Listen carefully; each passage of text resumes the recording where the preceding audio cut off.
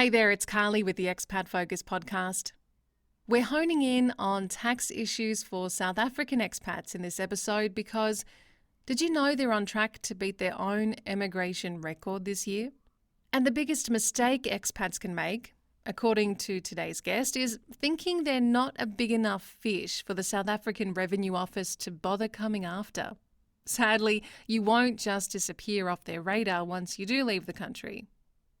Attorney and financial immigration legal specialist Jonty is going to explain why sorting out your South African tax situation is just as important as deciding what comes with you when you do make the move. To start, can you paint a picture for me when it comes to South African expats and their tax obligations? Carly, it's a complicated one. There seems to be a division going three ways that I've noticed, at least with the work that I've been doing. And the first division being the defiant expats who refuse to acknowledge that they have any responsibility that has been created by law towards the South African Revenue Service. Then we've got the second group, and those are those expats that are adopting a wait and see approach. So they're not defiant per se, but would rather wait and see what happens to other expats. And once they see what happens, they then decide they'll act. The problem with sort of taking this stance is that when you do act, you're in a bad position. You're acting in defense instead of on the offense. And that makes things a lot more complicated down the line. And then we've got the third group, being those expats that have decided to ensure that they're fully compliant and they're protected in terms of the law by going through all of the formalities of immigrating from South Africa. What do you think it is that puts expats in the first and second group, Jonty? Are they deliberately wanting to fly under the radar, or do they just find this whole thing too hard and don't want to bother with it? I think you've hit the nail on the head for both of those. On the one side, we've got SA expats that are completely fed up with South Africa. They've left the country and they do not want to have anything to do with South Africa anymore. And they think that there is no obligation on them. And as well, even if they do know that there's an obligation, they think they can get away with it, that SARS won't find them because they're in another country. How on earth would SARS, figure this out and come after them? And then on the other expats, it's just generally that they don't know that there are these laws in place, or if they do know, it can be quite a complicated process and quite a time-consuming one, and they are unable to do it themselves. So they have to find a professional company to try and assist them with this. And there aren't many of those companies out there doing the service of making sure that you have formally immigrated and followed the law and all the procedures that have been put in place.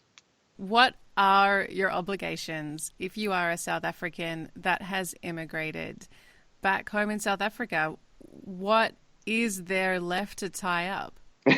Yeah, I think that is one of the main questions that South African expats actually have. And that is, it's a complicated one because you need to cease your tax residency in South Africa once you leave South Africa if you want to stop worrying about being taxed, especially on your foreign income. And there are two main tests with this, being the Ordinarily resident test and the physical presence test. These tests are both set out in our tax law in South Africa. The main one would be the Ordinarily resident test, or at least in my opinion, it's the main one. And that's made up of two requirements. And the first requirement is an intention to become ordinarily resident in a country. And then the second requirement, there must be steps indicative of that intention being carried out or have been carried out. And with this, we've got the issue of South Africans thinking that once they've left, everything is fine and they don't need to worry about South Africa anymore. But in reality, they haven't ceased their tax residency. And there are a number of ways to do that. So specifically with those steps in the Ordinarily resident test to show that you are not a South African resident, that's like having property in South Africa, family in South Africa, working in South Africa, not having followed the formal immigration procedure to stop being a tax resident in South Africa. If you haven't done those things, it shows that your intention is probably not to be a non-resident in South Africa, and then you would still need to pay taxes, especially on your foreign income. And South Africans don't know that once you've left South Africa, there is still this tax obligation on your foreign income where you would need to declare your foreign income to the South African Revenue Services every year. And if you fit other tax requirements in South Africa, you can then exempt that income from being taxed. But South Africans don't know it, and they therefore don't submit their taxes or declare their income. And then we end up with major problems. What we find often is that clients come to us and they haven't been submitting taxes or didn't know they needed to for the past 10 years, and they've been out of South Africa for 10 years. And we have to then sort of clean up the mess that has been left behind from them not knowing exactly what they should be doing. And what sort of mess can result if you've neglected to report your earnings back to South Africa for, say, a decade? Because I imagine it's an easy thing to do. Once you go abroad, you think that's it, you're Absolutely. not there, you've got no obligation. In reality, what mess could you end up with? All right. So the most standard mess or issue that we come across is that you haven't submitted your tax returns, and you can then get penalties for not submitting that. And that's sort of on the lower end of things. Penalties can range from something very small to massive amounts of money that accrue interest every single month and end up snowballing and turning into a huge sort of debt that you then need to pay to SARS. And to try and get out of that is a whole nother story, having to get tax attorneys in to fight your battles to try and not have to pay that. Then we go to sort of the other end of the spectrum where South Africans don't file their tax returns on purpose, or they file them but they don't disclose all of their income. And that can very quickly look like you are trying to evade tax. And with tax evasion comes massive, massive problems, because that's a criminal offense, and SARS could then proceed to charge you criminally, and you could end up with a prison sentence or just a fine. But on that side of it, it can become very serious very quickly. I guess there's this difference between somebody that leaves South Africa and still has a home in South Africa, might have investments, might keep money in a bank account, and somebody who leaves South Africa without much behind. Who is SARS more likely Absolutely. to chase? I mean, we said, a lot of people think they're just not a big enough catch for the Revenue Office. If I have just left, I don't have a house back in South Africa. I've taken all my money with me. I don't have shares anywhere. Surely SARS won't be interested in me. Is that a realistic kind of assumption? I think it is a very common assumption, but it's not realistic, unfortunately. And the reason for that is we now have a system in the world called the Common Reporting Standard, and SARS is part of this, and South Africa is part of this. And the Common Reporting Standard means that banking institutions globally are feeding information on your income that is going into your bank accounts all over the world, no matter where you are in the world. They're feeding that information back to SARS. So SARS knows when you are declaring a certain amount of income, but actually they can see in your bank account that you've been earning far more than that. And I think with SARS being able to get all of this information, it's not a question of if SARS finds me, it's more of a question of when SARS finds me. And I think there's a lot of misconception because, in media, you often see the big shots getting caught out by tax authorities. And you think, well, it's them, not me. They're big shots. They make a lot of money. They won't come after me. But the reality is, they'll start with the big ones because those are the easy ones, and then they'll start moving on to smaller fish, if you'll call it that. And I've actually had some clients receiving letters from their banking institutions in the UK, the UAE. Various different countries all over the world saying that they have been contacted by CRS and they want certain information, for instance. And by the time that happens, you should be very, very worried, because that means you are on their radar, but not just on their radar. They are now proceeding to try and get all the information they need so that they can tax you correctly and enforce the tax that they calculate as your liability. If you manage to somehow hide from SARS, then you get a smaller bill. Unfortunately, as I said, they will find you in the end. The other way to look at it is, yes, if you go and declare your income to SARS, especially if we look at the new tax law in South Africa that comes into effect on the 1st of March 2020, which is in regards to South African expats. The law basically states that once if you earn R1 million, you can still be exempt from paying tax. But anything over R1 million, which many South African expats are earning, and that takes into account not just your salary, but also all of the other benefits you get from the company. For instance, security or rental for a house or an apartment. Perhaps they pay for your child's school fees, something like that. That all gets thrown into the same net of this R1 million exemption. So that R1 million gets eaten up very quickly, and past that R1 million cap, everything you earn above that, you could be taxed up to 45% of that. So South African expats are, in a bit of a flurry at the moment because of this. Taking such a huge chunk of their income could be devastating, and could end up with them not being able to afford to live overseas anymore. So in light of all of this, Jonty, obviously the best thing for a South African to do when they're immigrating is to go about tying up their tax obligation the right way.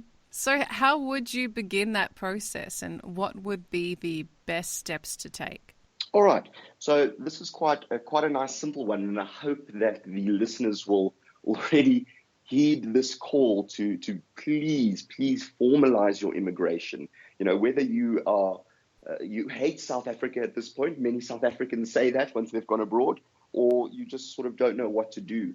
Find a company that can financially immigrate you. That's the term we use for the formal process of immigrating. And what happens is you have an application to the South African Reserve Bank to request that you become a non-tax resident. You then obtain an immigration tax clearance certificate from SARS, which is immensely important because once you've got that, you're noted on SARS's system as a non-tax resident. Therefore, you do not need to declare your foreign income to SARS anymore.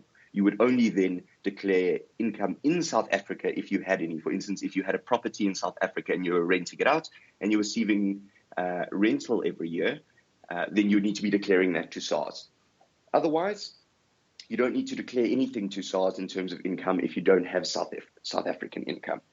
Once you've got that immigration tax clearance certificate, the next step would be to do an application to the South African Reserve Bank, which then also puts you on their system as a non-tax resident. Once you've done that, you are completely compliant, completely safe from SARS. You've cut ties with SARS or with South Africa from a tax perspective very cleanly, and you therefore don't need to worry about these problems of SARS coming after you or anything else like that. Many South Africans think once you've financially immigrated, it means you have cut ties with South Africa broadly, which is completely incorrect. With the process of financial immigration, you are merely cutting ties from a tax perspective. You're still a citizen of South Africa. You can still have your South African passport. You can still have assets and family and a whole bunch of things in South Africa. You can basically keep your life the same.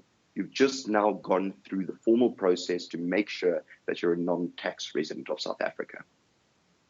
It really sounds quite painless. Is it a complex process? Is it a time-consuming or expensive process?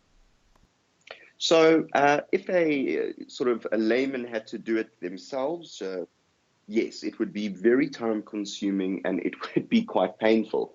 But that's why we've got companies like Financial Immigration that do this process. We've streamlined the process. We do absolutely everything for the client. So they just have to fill out a few forms for us, and we do the entire process for them, which makes it simple and easy. And you're in safe hands because people that have done it before, tried and tested, are doing it and can do it properly. The cost varies from person to person. There can be a whole family unit that does it, or an individual, and depending on whether it is a current immigration, or if we look back, say, for those clients that have been out of South Africa for 10 years, we then need to look at, can we backdate this immigration to this immigration and the actual application, backdated to the actual date that you left, which is actually factually more compliant, but it also helps with a few things like capital gains tax in South Africa if we can backdate it to when the expat actually left. And can it be reversed? What if I end up being back in South Africa or earning money from South Africa and need to have a tax obligation in South Africa again in the future? Absolutely. It's an extremely simple process, which you don't need our help to do it, but we can certainly assist with it. SARS definitely wants you to pay tax. So they'd have no complaints. Exactly. They make it extremely easy for you to start paying tax again. It's as simple as you arrive back in South Africa, you notify SARS and the South African Reserve Bank that you're back, and you start filling out your tax returns every year as a resident and instead of a non-resident. Simple as that. So if I am in a position as a South African expat where I have neglected to do this for the past 10 or so years, what would be your recommendations to start playing catch up? All right, so we provide a sort of a full service of the entire process. So what we generally start with is a tax review on your South African taxes. So we get a whole bunch of information from you. We go to SARS. We look into your taxes and see where it's gone wrong and how we can fix it. We then have a chat with you and say, okay, these are the problems. This is how we suggest you fix it. We can do the fixing if you'd like, or you can go to someone else. But we provide that service and we know exactly what we're doing. And we say, okay, these returns, tax returns now need to be submitted. This is how they should be submitted. And once we've done all of that tax work, and we've put you into a place where you are completely compliant with SARS, then we can start with the financial immigration process. That's it for this episode. If it has hit a little close to home for you as a South African expat, you can get in touch with Jonty for some help. If you have any questions or want to discuss anything related to South Africa, log into the forums at expatfocus.com. You'll also find links to our Facebook groups. Remember to check out our other episodes at expatfocus.com/podcast, also on iTunes, and I'll catch you next time.